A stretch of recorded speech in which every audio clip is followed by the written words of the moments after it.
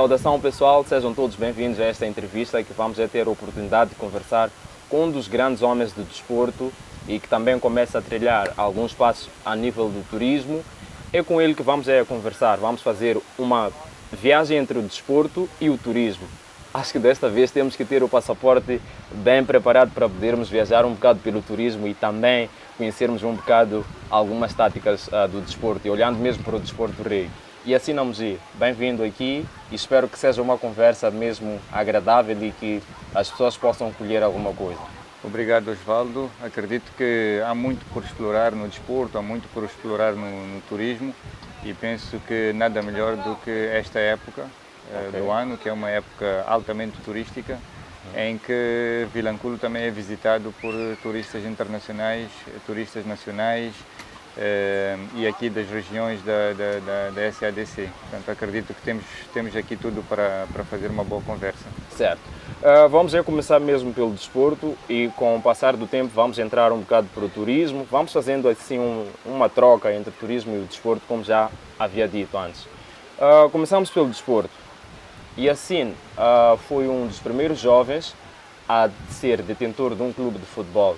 Como é que foi para si saber que eu sou o patrono de um clube de futebol e ter lá alguns jogadores que são mais velhos em relação a si, não só, assim como algum pessoal que fazia parte do corpo diretivo deste mesmo clube? Bem, eu penso que foi uma experiência única, foi um aprendizado também. E nós nunca devemos ter medo de desafios, sejamos nós jovens, mais novos, mais velhos, nunca há um momento certo para começar algo, as pessoas devem começar quando surge a oportunidade e eu penso que surgiu uma oportunidade quando eu tinha 21 anos de idade, era muito novo, não sabia em que mundo estava a entrar, um mundo desportivo. E a impressão que tu tens do futebol cá fora é muito diferente da impressão que tu tens do futebol quando estás dentro do dirigismo desportivo.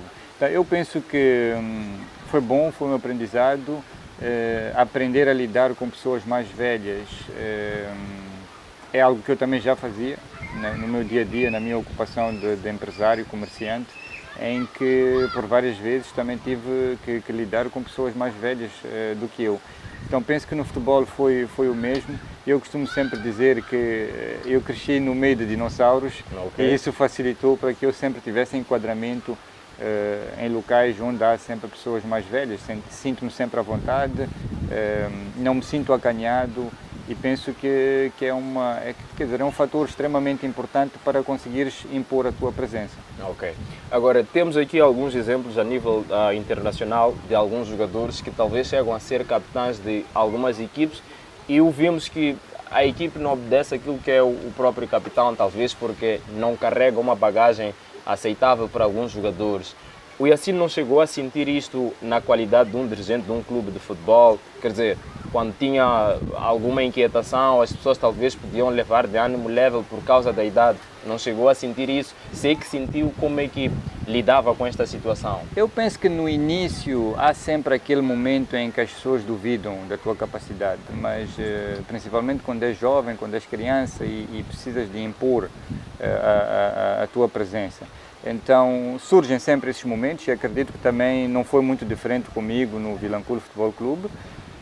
Mas acredito que depois de algum tempo e muito rapidamente as pessoas perceberam que estavam diante de alguém que tinha firmeza ou que tem firmeza, alguém que quer impor aquilo que pensa e portanto acredito que a rápida adaptação facilitou para a ascensão, portanto, rápida do Vilanculo Futebol Clube na arena desportiva nacional. Portanto, acredito que acontece com todos, a imposição da liderança, a imposição do teu pensamento, daquilo que tu queres. Portanto, no início as pessoas duvidam, não acreditam, julgam, vamos supor, as contratações que foram acontecendo de treinadores, as contratações de atletas. Há vários posicionamentos que as pessoas questionam sempre quando não entendem, mas depois do resultado surgir, as pessoas acabam acreditando e acabam percebendo que valeu a pena. E sem contar que nós vivemos muito na zona de conforto, né? Zona de conforto, digo isso porque nós estamos habituados a vermos clubes de futebol que têm dirigentes que, em termos de estatura física, e assim não tem essa estatura física dos nossos dirigentes do nosso desporto, que são senhores, alguns já reformados, que já ocuparam cargos de chefia, e senhores, todos eles de barriga grande, passa a expressão, com todo o respeito. Então, em algum momento, talvez isso acabou tendo esta influência. Agora, uma outra coisa que eu gostaria de perceber, o desporto é negócio, certamente. E para fazermos o negócio, nós temos de ir à busca de parcerias, temos de ir à busca de patrocinadores, por aí em diante. Como é que empresas como Millennium Beam, passa a repetição, lidavam, por exemplo, quando tinham reuniões com a Yacine, sabendo que vamos ter uma reunião com a Yacine Amgia, um jovem que é patrão de um clube de futebol, e às vezes não conhecem. Ao chegar na sala de reuniões, como é que as pessoas, vamos lá, qual era a reação das pessoas ao verem que o Yacine é este jovem, todo ele pequeno, passa a expressão, uma vez mais. E como é que tu lidavas com isto? Porque às vezes até podiam pensar, deve ser assessor de imagem, está a vir para nos dizer que o presidente vai entrar, por aí em diante. Como é que tu lidavas com isso? Eu gosto muito quando fazem esse tipo de perguntas, porque foram bons momentos e foram momentos que eu mais desfrutei na minha carreira, portanto, de empresariado, de empreendedor e de afirmação como um jovem que faz as coisas acontecerem. Portanto, aquele momento inicial é um momento muito, muito especial, porque as pessoas ficam numa dúvida, as pessoas não têm, noção, mas após 5 minutos de conversa, as pessoas começam a perceber que não, calma aí, estamos diante de alguém que afinal sabe o que está a dizer, sabe o que quer, tem noção daquilo que está a falar, quando tu começas já a desenvolver a conversa. Portanto, os primeiros 5 minutos são sempre cruciais. Exato. Para deixar uma impressão daquilo que nós somos. Perdão. E comigo muitas vezes foi assim. Durante aquela primeira impressão, as pessoas duvidavam, mas será que ele é este mesmo? Será que não há outro? Será que ele é que é capaz de estar aqui para representar, de gerir? Não há alguém por trás dele? Havia sempre esta dúvida, né? Mas após as pessoas conversarem, e até hoje há muita gente que já acredita que não, realmente é mesmo o pensamento de Yacine, porque a coerência está lá. Portanto, aquilo que eu sempre defendi, aquilo que eu sempre afirmei, continuo até hoje a defender os mesmos ideais, a defender as mesmas causas. E eu penso que, como eu disse, aqueles primeiros 5 minutos são extremamente importantes para impor a tua presença, e foi isso que sempre aconteceu comigo. Exato. Então, podemos dizer que essa confiança por parte dos empresários, grandes homens de negócio aqui a nível do nosso país, tu foste conquistando consoante aquilo que eram os teus ideais, a forma como tu te impunhas nessas reuniões. É um exemplo a seguir, porque às vezes nós pensamos que não, por causa de ser o mais novo, não vão me ouvir, tem que ter alguém que seja mais velho, mas é verdade que a tendência do mercado é mudar. Temos, por exemplo, o Mark Z, dono do Facebook, ele não começou aquilo mais velho, começou. Sim, Osvaldo, os novos milionários no mundo são jovens. Exato.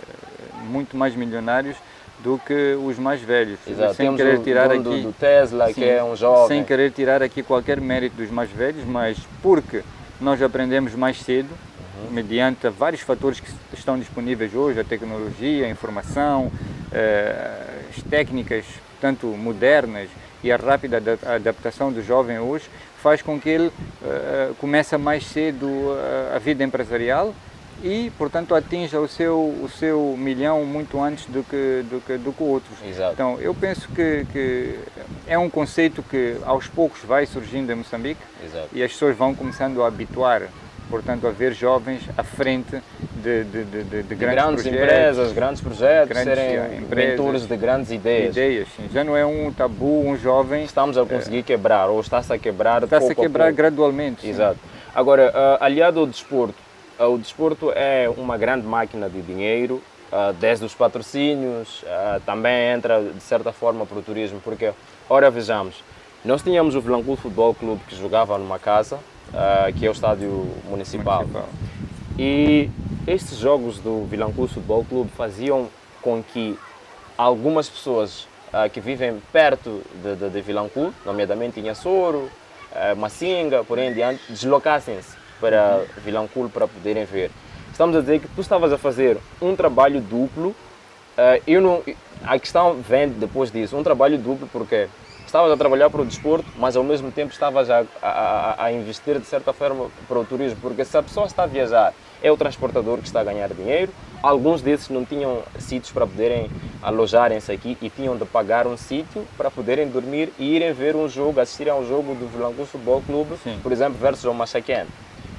Tu, quando fazias isto, ou quando tu desenhaste a ideia do clube, tinhas noção que isto foi propositado ou foi consequência do trabalho que tu foste fazendo? Bem, nós fundamos o clube em julho de 2004, ascendemos ao Moçambola em 2009, a maior prova futebolística, chegamos à Taça de Moçambique em 2010, se a memória não me falha. Entretanto, foi em 2012. 2012 foi quando começamos a perceber, ou melhor, até que eu comecei a perceber que o futebol podia ser, portanto, aliado ao turismo. Em 2012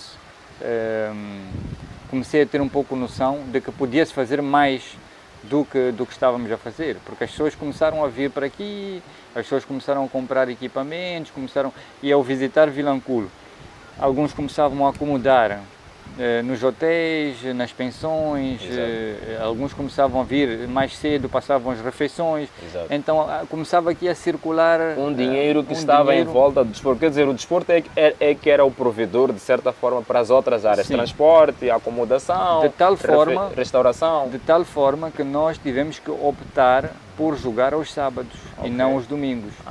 Porque nos domingos as pessoas iam para a praia. Então foi dali que esta foi uma das decisões que muita gente no início criticou. O Osvaldo bem perguntou que como era teres que impor algo e seres duvidado. Este facto de nós escolhermos jogar aos sábados foi pura e simplesmente porque aos domingos as pessoas iam às praias. E além disso, algumas pessoas começavam já a regressar. Aos seus Entretanto, tivemos que convencer a Liga Moçambicana de Futebol na altura que Vilanculo tinha de jogar aos sábados, porque aos domingos teria muito pouca receita. Ok. Já ia mesmo perguntar qual é que foi a justificação para a Liga, porque em algum momento a Liga teria de perceber porque que vocês preferem jogar ao sábado. A justificação foi exatamente essa, de que por se tratar de uma zona turística de praia, nos domingos as pessoas preferiam, portanto, ir à praia, aproveitar o sol que se faz no verão em Vilanculo, e isso dificultava, portanto, a presença de outros adeptos. Exato. Uma coisa interessante é, mesmo depois de o Vilanculo Futebol Clube não estar na alta competitividade a nível do país, ainda continua a ser referência a nível de gerência de um clube de desporto. Qual é que é o segredo que tu tens mantido para que o clube, mesmo não estando lá na alta competitividade, seja referência? Vi há pouco tempo como quem diz, mas a quando a visita da FMF cá a Vilanculo, o senhor Cidade falou da forma como está a ser gerido o Vilanculo Futebol Clube e pediu que os outros clubes que estão na alta competitividade olhassem ou aproximassem para vocês, para saberem ao certo como é que vocês estão a fazer a gerência do clube. Uma coisa que eu quero é saber, qual é o segredo para vocês ainda continuarem a ser referência até os dias que correm? Bem, eu penso que a dedicação, a entrega e a transparência naquilo que nós temos estado a fazer. Portanto, temos uma equipa muito jovem.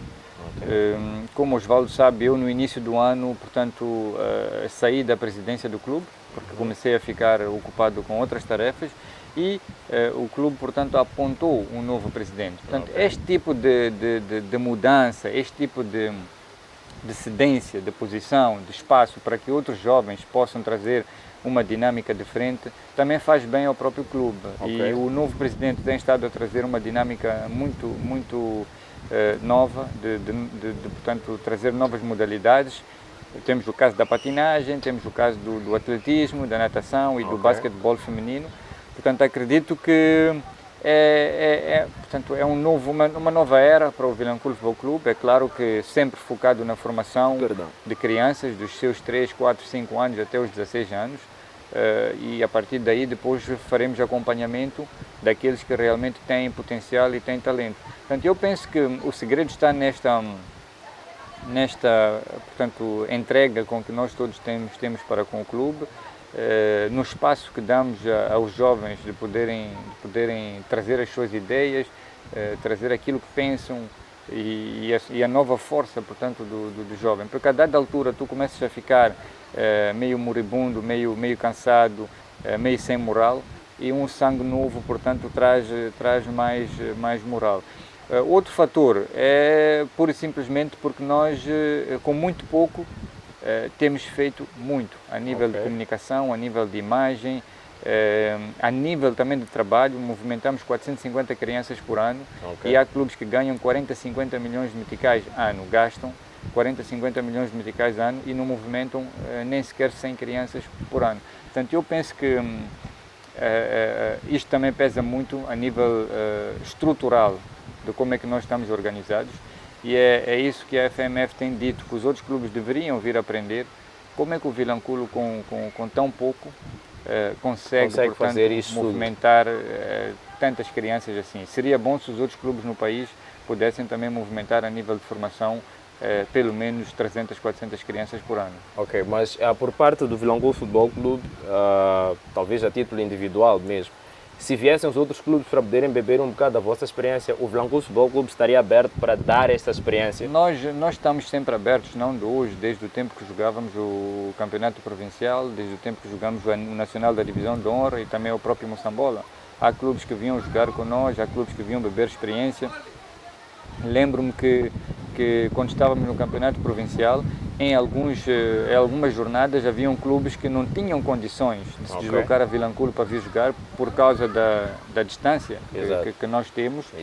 E nós facilitamos, portanto, para que os clubes viessem a jogar. Para não ganharmos por falta de comparência, nós patrocinávamos o clube para o combustível, o autocarro, para que viessem cá jogar, porque queríamos competir, queríamos ter rodagem. Exato. Então, eu penso que o futebol é isso, o fair play é isso, não podemos em nenhum momento proibir ou compartilhar ideias.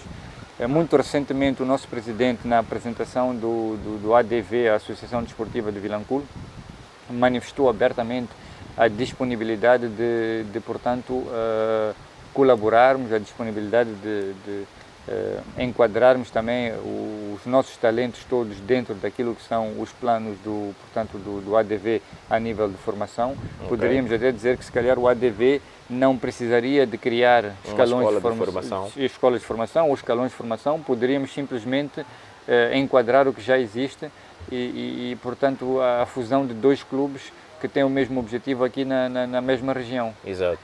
Agora, ainda temos que entrar para o turismo, mas o que eu gostaria de saber para já é quais é que foram os grandes constrangimentos que existiram enquanto estiveram lá a competir ao mais alto nível? Todos, de uma forma resumida, quais é que foram os grandes constrangimentos que vocês encontraram, que o Vilanculo Futebol Clube encontrou? Penso que o maior constrangimento que nós tivemos foi o facto de não termos tido as mesmas condições que os outros clubes tiveram, a questão dos transportes aéreos que os outros clubes tinham. Nós não tivemos estas condições. As pessoas pensam que é de menos, mas não. A FIFA não permite que um clube desloque-se mais do que 250 km para ir fazer um jogo. A UEFA também não permite isso. E Vilanculo fazia 750 km semana sim, semana não, para ir jogar, mais 750 km para voltar. Os atletas não tinham tempo de descanso. Os gastos financeiros que o clube foi acumulando no ano 1, ano 2, ano 3 do Moçambola e o ano 4, portanto, forçaram a um desgaste financeiro do clube. E é mesmo por isso que nós não conseguimos permanecer mais tempo na alta competição.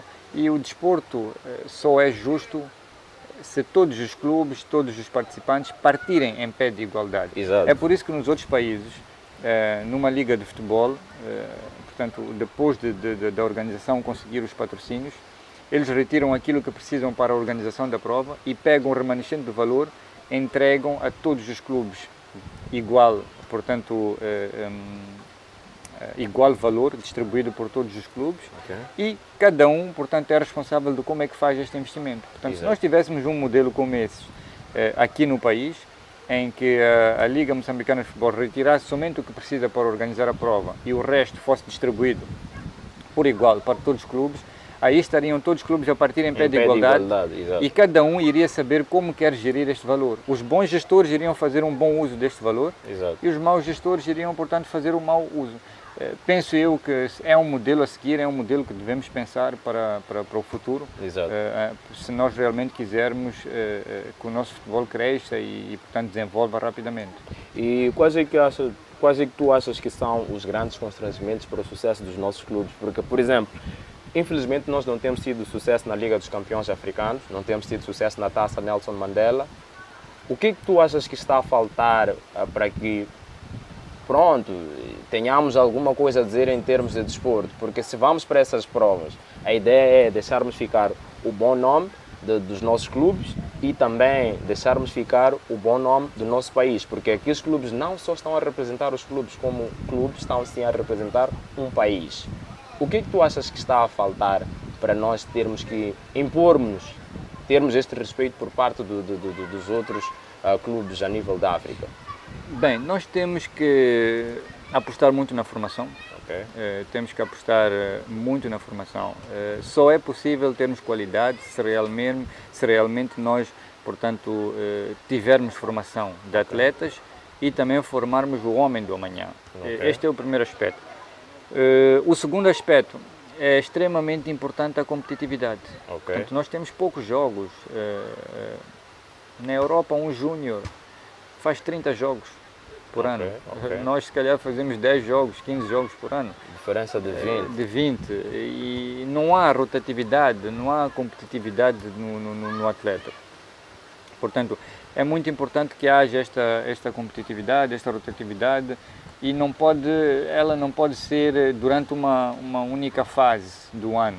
Ela tem que ser consistente durante o ano todo e vários anos seguidos. Nós não podemos estar um ano bem e outro ano estamos a oscilar. Estamos a oscilar porque o campeonato não arranca, ou porque não há competição, ou porque não há fundos. É preciso haver consistência, é preciso haver organização.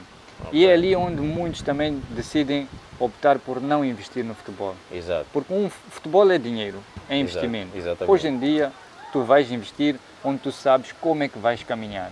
Imagine que eu decido agora que sim, quero voltar para o Moçambola.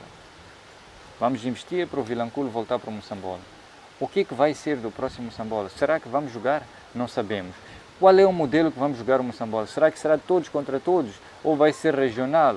Ou provinciais e depois vamos a um apuramento? Portanto, não há uma certeza na nossa competição, não há um plano para pelo menos 10 anos termos uma competição estável, onde os clubes sabem onde estão a ir e o que é que vão lá fazer. Portanto, isto também acaba dificultando um pouco, a nível de organização, acaba dificultando um pouco o potencial que a gente possa ter dentro do país.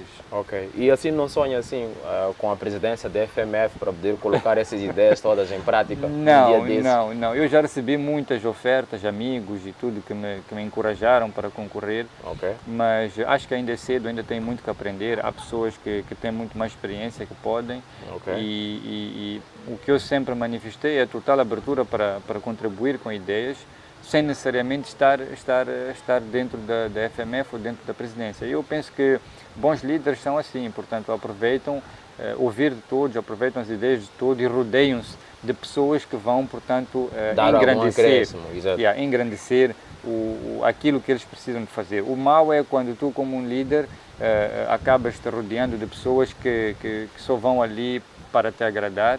E, portanto, acabas tropeçando nas decisões e também no progresso daquele projeto em que estás inserido. Pela formação, ou jogaram para o Vilanculo Futebol Clube e que agora estão a jogar fora de Moçambique, alguns estão a jogar ainda dentro de Moçambique.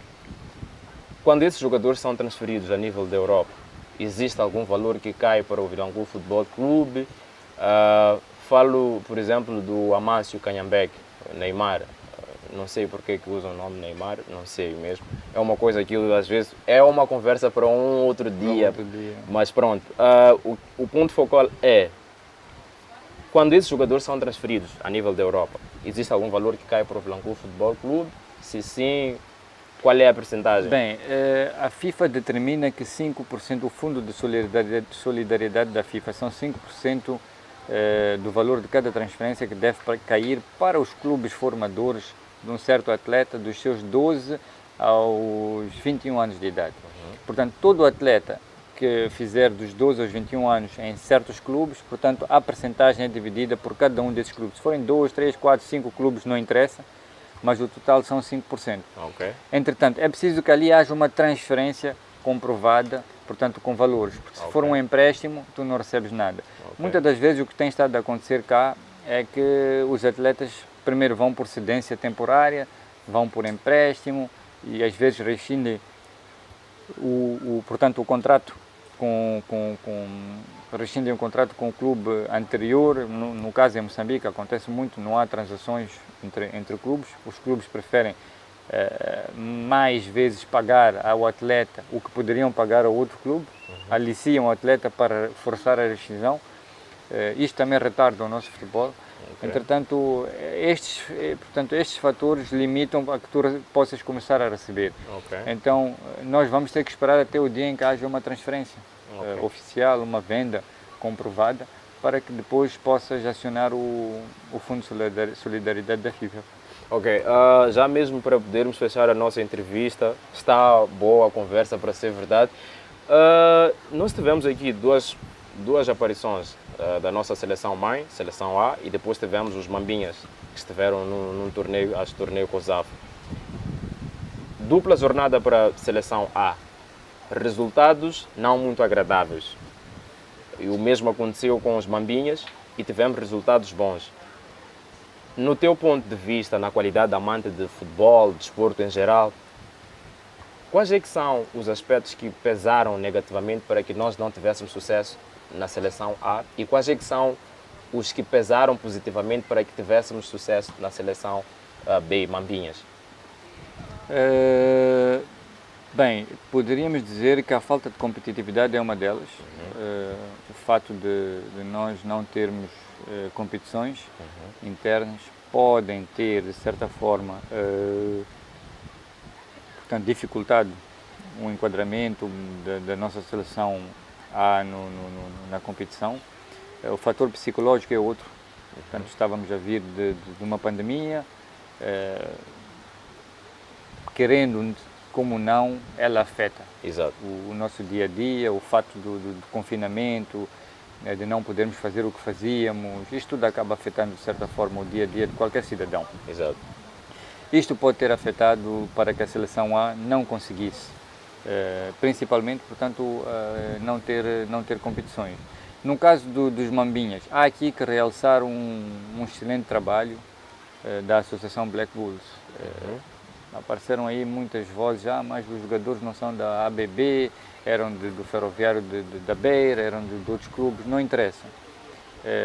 A ABB fez vários torneios de captação de talentos, descobriu talentos nesses torneios, contratou esses talentos. Se fizeram formação em outros clubes, não interessa. Exato. Mas a ABB contratou, deu melhores condições. Exato. Não é?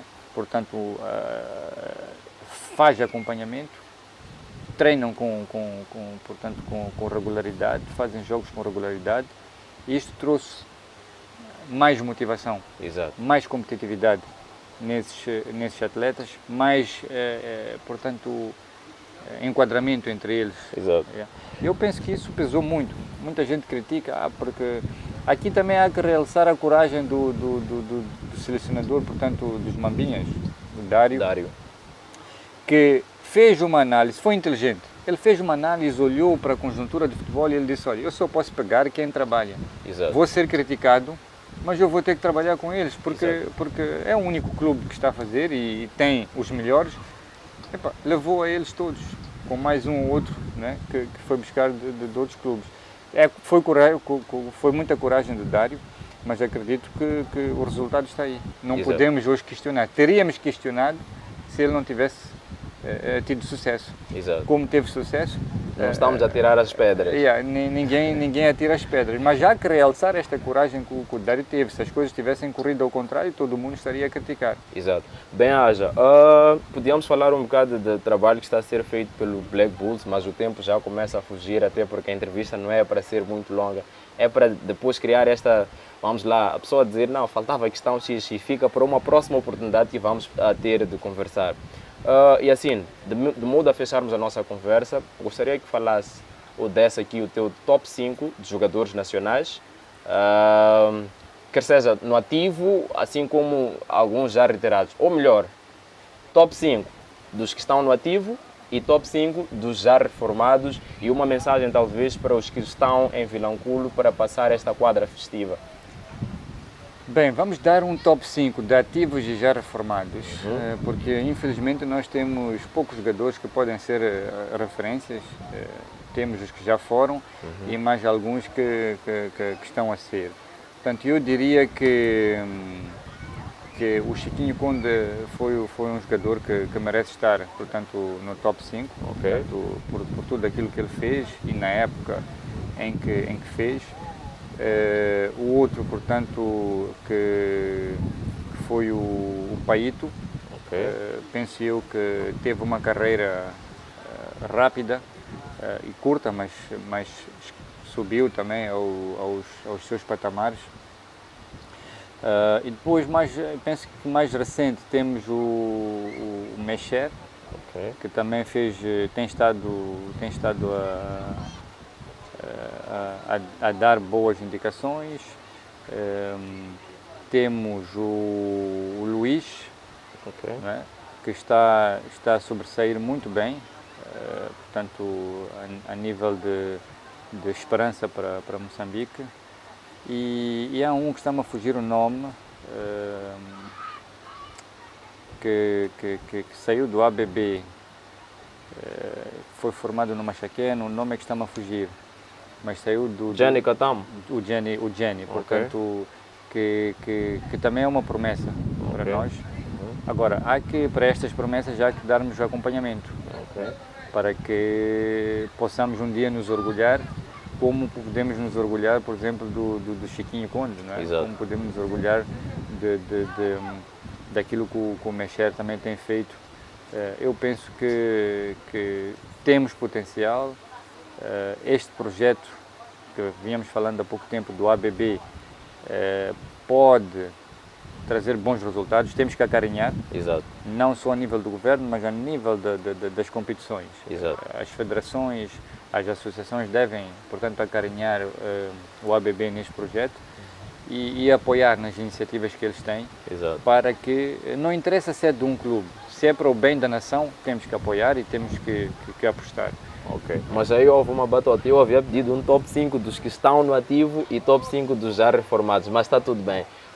Talvez deixar ficar mesmo uma mensagem para todos os que estão a esta altura em Vilanculo para passar a quadra festiva, e não só para os que estão em Vilanculo, para o mundo em geral, todos aqueles que tiveram a oportunidade de ver a esta entrevista. Bem, a mensagem é que devemos acreditar sempre no nosso futebol, no nosso desporto e no nosso país. E também devemos acreditar no nosso potencial, portanto, a nível desportivo, a nível do turismo, nós temos um potencial enorme e que devemos explorar o máximo possível. Também terminar convidando os moçambicanos a visitarem Vilanculo, portanto, esta parcela do país que consideramos nós de ser o melhor destino turístico do país, e é mesmo por isso que a província de Inhambane é considerada, portanto, a capital do turismo em Moçambique. Ok, obrigado Yassine por ter aceito aqui o convite e espero ter a oportunidade de conversar contigo mais vezes e de muitos outros assuntos. Obrigado, Osvaldo, até a próxima. Ok, obrigado pessoal por terem acompanhado esta entrevista e marcamos o próximo encontro numa próxima oportunidade. Portem-se, vale ser paciente na estrada do que ser paciente no hospital.